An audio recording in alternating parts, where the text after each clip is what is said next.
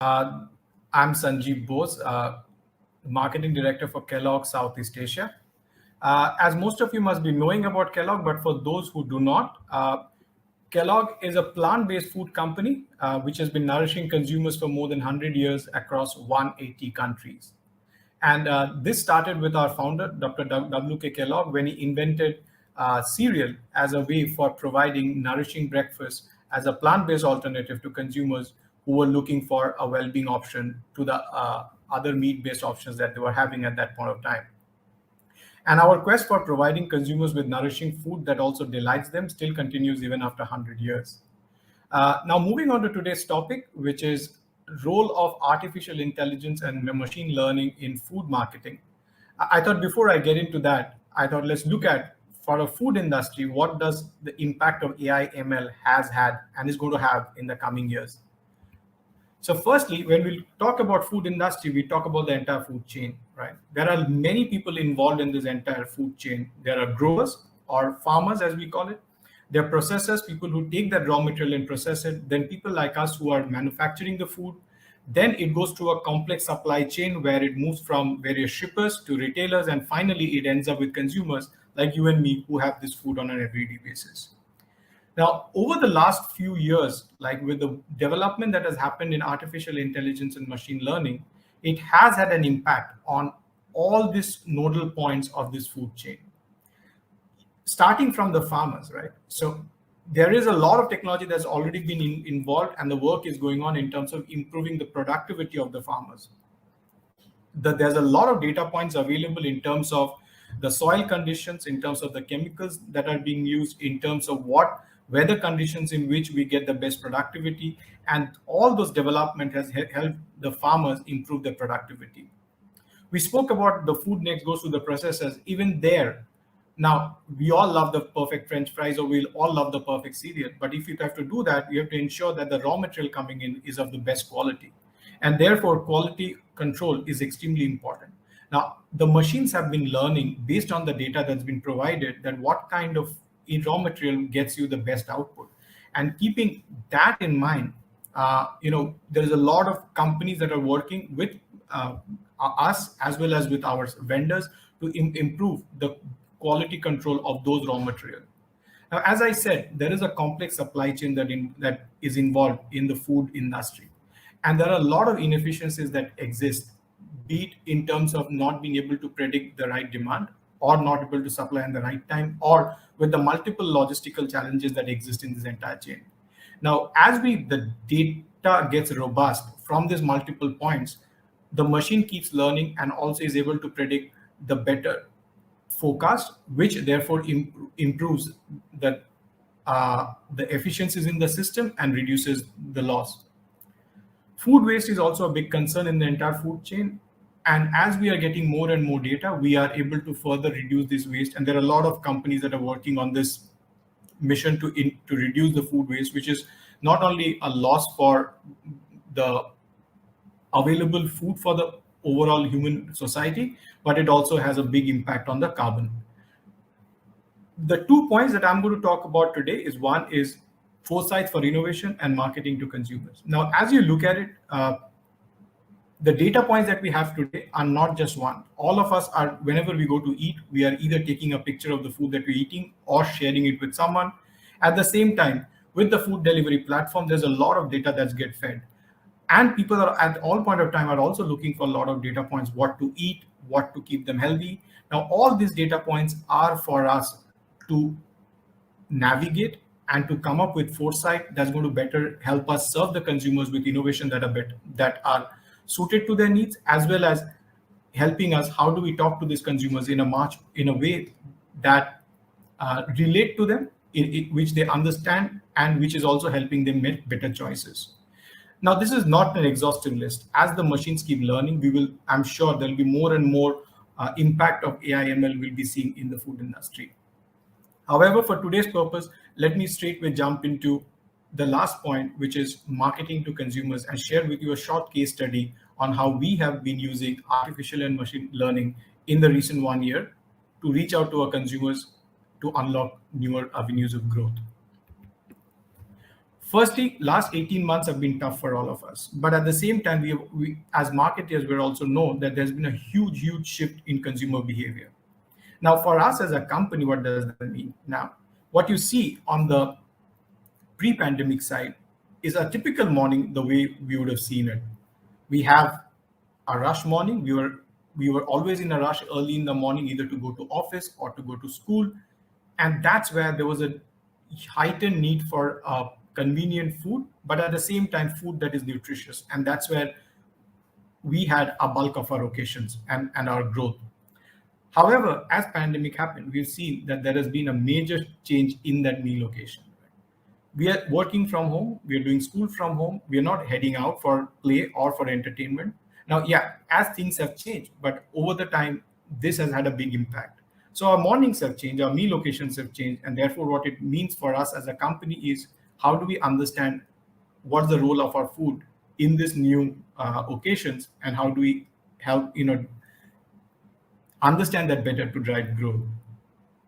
Now, this is not something where you look at the rear view mirror and take a call, but this is really understanding them at a real time so that we are able to reach out to the consumers in a much more relevant way, and also innovating on our food. As a company, we figured out that we need to get better at this and not just looking at pure play social listening, but look at much more data points, which is not just in social media, but is available around the web. Now, as I mentioned today, there are data points that are available at multiple sources, but it was not possible for us to just do that on our own, and therefore we partnered with a startup called AI Palette, who use their platform to help us spot and predict these trends in real time. Because what we believed was we cannot just take a reactive approach, but we need to be really being proactive and predicting the foresight that, okay, what are consumers going to look for rather than what they're currently looking for, so that we are not playing a catch-up game, but actually leading the conversation. So how does the platform help us? First and foremost, it crawled and gathered data points from multiple data sources. So be it the social conversations, be it the search data, be it the discussion forums, the recipes that are being uploaded by chefs or by consumers themselves, the menus today that are available, because we are all ordering food from on-site, from online, and most of the restaurants are therefore have their menus uploaded on the web. There are stuff that there is on e-commerce. Now, all this data is then being hosted on the data cloud, and the proprietary algorithm keeps learning through the data. So that the algorithm is being trained to read this food and beverage data, and it is customized for specific to this category. Most importantly, in Southeast Asia, we do not have one language, we have multiple languages. So therefore, we needed a platform that is language agnostic, that's able to read multiple languages and give us the insight, because most of us are not always talking on English or sharing the information on English. So therefore, the platform or the machine needs to be able to read and learn on those data points. And then, instead of just looking at what's happening and just listening, almost guiding us with a predictive engine, saying, this is what the consumers are looking for, and therefore this is what we think should be the future drivers where we need to be present or offer solutions, which in one way is nothing but actionable insights. So what did the outcome look like?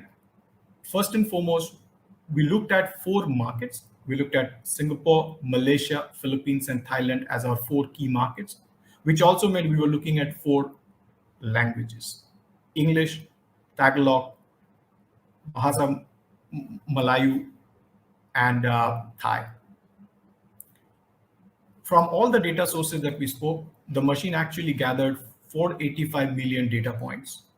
And then from those data points, what we uncovered was a trend trajectory. That first and foremost, people are cooking a lot of food at home, and that food is what they are consuming in multiple meal locations.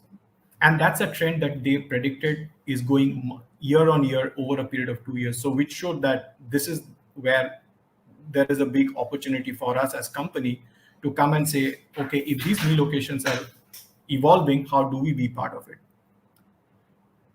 But instead of just understanding, just being part of the meal occasions, it is very important for us so that if we are to be relevant, how do we understand the drivers and motivations of those meal occasions? So it is very important to understand what recipes are they looking for and not just recipes. So the key drivers that they came up was they were looking at healthier recipes. They were obviously taste was always a key parameter, but even though they were at home, we also saw they were looking at ease of preparation because life has also changed because they have to now cook multiple meal occasions. So it is not just a recipe that's very fancy, but something that is very easy. But and also they were looking at new and innovative stuff because they're stuck at home. They're looking at stuff that gives them more joy at home. Now that was really understanding the drivers and the motivations. Now getting to, so what do we do as a company? Because these are still more at a broad level trends. Then the machine helped us deep dive by market top 50 trending recipes.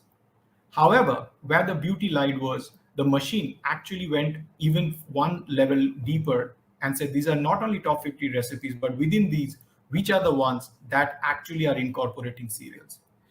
This was a big aha moment for us because what we saw is consumers themselves have become innovative and they have figured out ways to use our food into their multiple meal occasions in multiple ways because they found this is a food that is healthy, and that's why it's a driver of using us as an ingredient. They also found that we as a food add crunch and taste to the food, which makes it a lot more delicious. And most importantly, it's a very easy to use food ingredient that actually helped us to zero in on food that, or let's say meal locations and recipes that we never thought actually where our food can exist. So this was a classic example of machine, crowd, and platform coming together and providing insights on which we were able to look at the category in a slightly different way. So you must be wondering, so what happened as a result of that? As a result of that, we were able to unlock new occasions with insights. We were able to look at our food in a way that we thought was quite novel and something that was very, very innovative.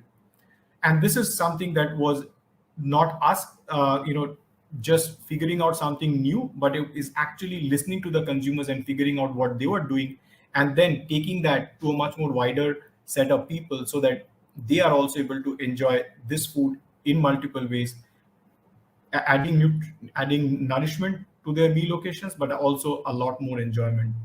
These are a few examples. This campaign has been running for the last 1.5 years now. You guys can visit our Instagram pages in the multiple Southeast Asian countries, and there is a lot more inspiration there. And needless to say, the results have been quite fantastic. First and foremost, we've been able to increase our searches by 2x, which shows that there is a higher intent for consumers wanting to use Kellogg's in their different meal occasions. And it has also been helped us drive incremental growth as we've found a lot more consumers adopting cereals so that they get to add nourishment and nutrition as well as deliciousness to their everyday lives. However, the journey doesn't end here. We at Kellogg's are still looking at multiple ways where we create the future of the food, and that's where we will be partnering with companies like this, with startups like this, and even in-house we are working on a lot of improvement and in developing our tech capabilities so that we are able to be ahead of the curve, listening to the consumers and providing them the same nourishing food that we have been known for over 100 years, but leveraging technology, which today is available thanks to the work that's been done by innumerable startups across the world and multiple companies who are reinventing the way the food industry can be a force of good.